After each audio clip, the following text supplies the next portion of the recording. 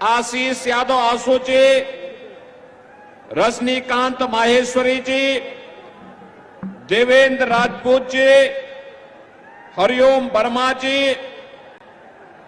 अध्यक्ष जिला पंचायत कासगंज श्रीमती रत्नेश कश्यप जी, पूर्व विधायक ममतेज साक्य जी, पूर्व विधायक ठाकुर रज्जनपाल सिंह जी, ठाकुर शिवराज सिंह जी, आज के इस कार्यक्रम में उपस्थित भारतीय जनता पार्टी और सहयोगी दलों के सभी पदाधिकारीगण, भारी संख्या में उपस्थित एटा संसदीय क्षेत्र और कासगंज से जुड़े हुए मेरे सभी बहनों और भाइयों, लोकसभा चुनाव 2024 तीसरे चरण के चुनाव के क्रम में आज मुझे सरदेव बाबू जी की कर्म भूमि एटा में आपके बीच में आने का अवसर प्राप्त हुआ है। बहनों और भाइयों, सतयुग में श्री हरि विष्णु के अवतार के रूप में परा भगवान ने हिरण्याक्ष का यहीं पर वध करके इस धराधाम पर धर्म और न्याय की स्थापना करने का काम किया था। और यही कारण है कि भारतीय जनता पार्टी की सरकारों ने सोरो क्षेत्र को उसका पुरातन स्वरूप देने के लिए राजू भैया के प्रस्ताव पर जो कार्य प्रारंभ किया है, आने वाले समय में सोरो क्षेत्र भी एक महातीर्थ के रूप में विकसित होकर के यहां की जनभावनाओं का सम्मान करेगा। बहनों और भाइयों, यह कार्य केवल भारतीय जनता पार्टी ही कर सकती है। आप सब इस बात को जानते हैं। पहले एक कांग्रेस और सपा के लोग कहते थे ना, जब हम लोग कहते थे रामलला हम आएंगे, मंदिर वहीं बनाएंगे, ये लोग कहते थे कि देखो ये मजाक कर रहे हैं, ये बना ही नहीं पाएंगे। समाजवादी पार्टी के लोग कहते थे कि परिंदा भी पर नहीं मार सकता, और कांग्रेस के लोग कहते थे कि राम तो हुए ही नहीं। और बहनों और भाइयों, सरदेव कल्याण सिंह जी का त्याग, मोदी जी का नेतृत्व, आप सबके आशीर्वाद से अयोध्या में रामलला का भव्य मंदिर का निर्माण हो गया है। कल देश की राष्ट्रपति जी भी वहां राम मंदिर में दर्शन करने के लिए गई। पहली बार भारत का कोई राष्ट्रपति, महामहिम राष्ट्रपति, राम जन्मभूमि दर्शन करने के लिए गया और पूरा देश अभिभूत होकर के देख रहा था वह दृश्य। बहनों और भाइयों, राम, भगवान राम के प्रति जो द्रोह करने वाले लोग थे, वे भी आपके पास हैं, आपके सामने हैं, और राम भक्तों की टोली भी आपके सामने है। और इसीलिए मैं आपके बीच आया हूं कि जिन लोगों ने सरदेव कल्याण सिंह जी का अपमान किया, याद करिए, कल्याण सिंह जी प्रदेश के मुख्यमंत्री थे, कल्याण सिंह जी की पूर्व गवर्नर भी थे, जनप्रतिनिधि रहे, कई बार विधायक और सांसद भी थे। लेकिन जब उनकी दुखद मृत्यु हुई तो समाजवादी पार्टी ने संवेदना के 2 शब्द भी नहीं व्यक्त किए। बहनों और भाइयों, हमारे नेता को अपमानित करने वाली समाजवादी पार्टी, राम को नकारने वाली समाजवादी पार्टी, आपकी आस्था के साथ खिलवाड़ करने वाली सपा और कांग्रेस, क्या आपका वोट पाने का अधिकारी है? क्या क्या आपका वोट पाएगी क्या? अगर इनके कारनामों का मैं किस्से सुनाना प्रारंभ कर दूंगा तो बहनों और भाइयों बड़ा लंबा समय लगेगा। मैं आज आपके बीच में केवल कुछ मुद्दों पे चर्चा करने के लिए आया हूं। मैं अभी यहां पर आया था और मुझे यहां पे बताया गया कि अहल्या समाज को प्रमाण पत्र दिलाने के बारे में। बहनों और भाइयों, अहल्या समाज आजादी के 2-3 वर्षों तक, 4-5 वर्षों तक उन्हें आरक्षण का लाभ मिल रहा था। कांग्रेस की शरारत के नाते उनको उनकी मूल जाति से आरक्षण की सुविधा से वंचित करने का पाप कांग्रेस ने किया है, कांग्रेस ने। और याद करिए, अहल्या समाज को मैंने स्वयं लखनऊ बुलाया था और उनके बारे में मैंने स्वयं भारत सरकार को प्रस्ताव भेजा है कि इनको भी अनुसूचित जाति की सुविधा का लाभ मिलना चाहिए। बहनों और भाइयों, यही नहीं, बघेल पाल समाज और धनगढ़, बघेल एसपी सिंह बघेल भारतीय जनता पार्टी के सांसद हैं। अजीत पाल भारतीय जनता पार्टी के विधायक और प्रदेश सरकार में मेरे सहयोगी मंत्री हैं। भारतीय जनता पार्टी अकेली पार्टी है। याद करिए, समाजवादी पार्टी के समय में जब राजू पाल की हत्या हुई थी और जब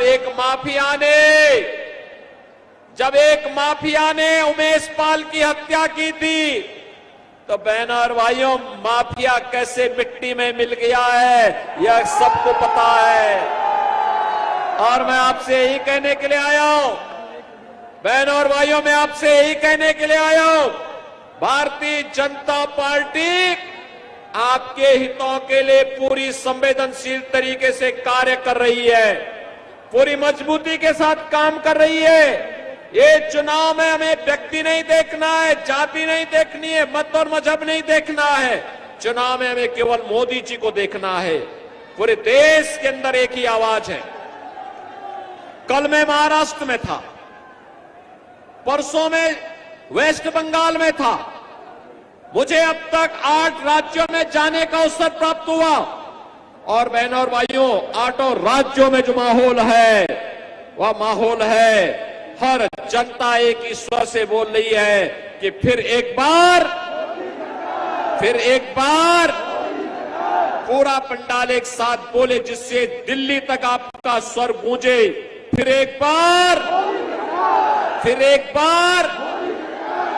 बहनों और भाइयों, जो मोदी सरकार का स्वर गूंज रहा है ना पूरे देश के अंदर, ये वैसे ही नहीं है। मोदी जी के नेतृत्व में 10 वर्ष में देश की कायाकल्प करने का जो कार्य हुआ है, आज उसके प्रति मोदी जी को कृतज्ञता ज्ञापित करते हुए आशीर्वाद जनता जनार्दन का प्राप्त हो रहा है। और उसी के लिए मैं आपका आह्वान करने के लिए आया हूं। याद करिए, ये कांग्रेस सपा की सरकार जब केंद्र में थी, बहुजन समाज पार्टी उनको सपोर्ट कर रही थी, तब क्या हाल थे? आतंकी घटनाएं कहीं भी हो जाती थी, विस्फोट कहीं भी हो जाते थे। अयोध्या में राम जन्मभूमि पर हमला हुआ, काशी में संकट मोचन मंदिर पर हमला हुआ, लखनऊ में हमले हुए, सीआरपीएफ के कैंप रामपुर में हमला हुआ। लेकिन बहनों और भाइयों, याद करिए, भारतीय जनता पार्टी के 10 वर्ष के कार्यकाल में दुनिया में भारत का सम्मान बढ़ा, देश की सीमाएं सुरक्षित हुई, आतंकवाद और नक्सलवाद नियंत्रित हुआ। अब तो कहीं पे जोर से पटाखा फट जाए तो पाकिस्तान सफाई देता है कि मेरा हाथ नहीं है। बहनों और भाइयों, ये होती है देश की धमक, और ये मोदी जी के नेतृत्व में हो पाया। और मैं इसीलिए आज आपसे कहने के लिए आया हूं, विकास के कार्य हो रहे हैं, highway, railway, metro, 1 district 1 medical college, एटा में भी मेडिकल कॉलेज बना, कासगंज में भी मेडिकल कॉलेज बनाने की कार्रवाई प्रचलित है। और बहनों और भाइयों, मैं आपसे ये भी कहने के लिए आया हूं कि देश के अंदर विकास के जो कार्य हुए, आत्मनिर्भर और विकसित भारत को आगे बढ़ाने के कार्यक्रम के तहत हर चेहरे पर खुशहाली लाने के लिए मोदी जी के नेतृत्व में हुआ है।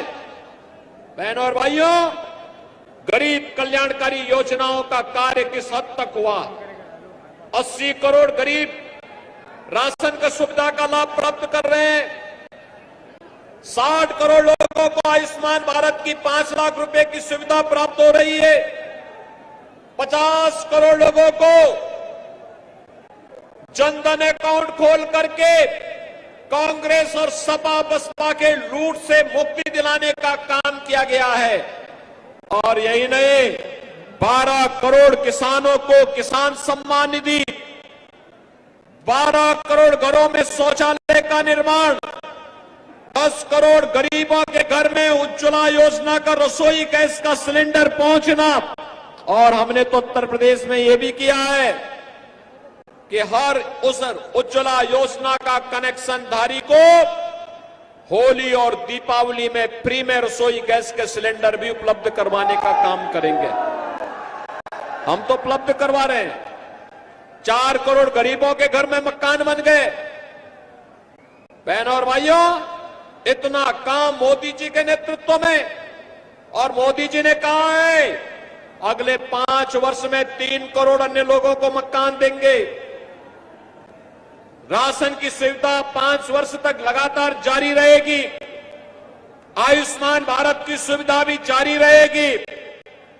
मैं तो आपसे कहने के लिए आया हूं, बहनों और भाइयों, कांग्रेस और सपा के गठबंधन से सावधान हो जाइए। कांग्रेस और सपा का गठबंधन 2 काम करने के लिए आया है। एक, उसने अपने मैनिफेस्टो में क्या कहा है? कांग्रेस कहती है सत्ता में आएंगे तो मुसलमानों को पिछड़ी जाति और अनुसूचित जाति के आरक्षण में से हिस्सा काट करके मुसलमानों को देंगे। क्या आप इसको स्वीकार करेंगे क्या? अरे ये तो बाबा साहब भीमराव अंबेडकर के संविधान का अपमान है। बाबा साहब भीमराव अंबेडकर ने कहा था कि देश के अंदर धर्म के आधार पर आरक्षण नहीं होना चाहिए, लेकिन कांग्रेस जानबूझ करके देश का इस्लामीकरण करने की नियत से देश के अंदर तालिबानी शासन की व्यवस्था लागू करने की दिशा से देश को फिर से विभाजन की ओर धकेलने का कुत्सित प्रयास कर रही है। बहनों और भाइयों, एक तरफ यह आपके आरक्षण पर से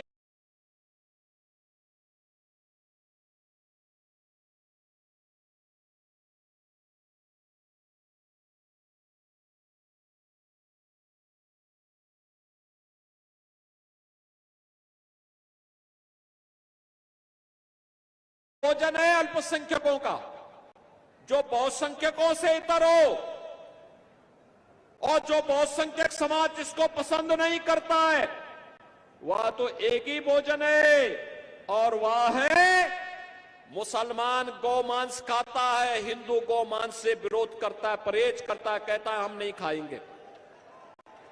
भाई उत्तर प्रदेश के अंदर गौ हत्या पे प्रतिबंध है। क्या आप कांग्रेस और सपा की साजिश में आएंगे क्या? क्या गौ हत्या करने देंगे क्या?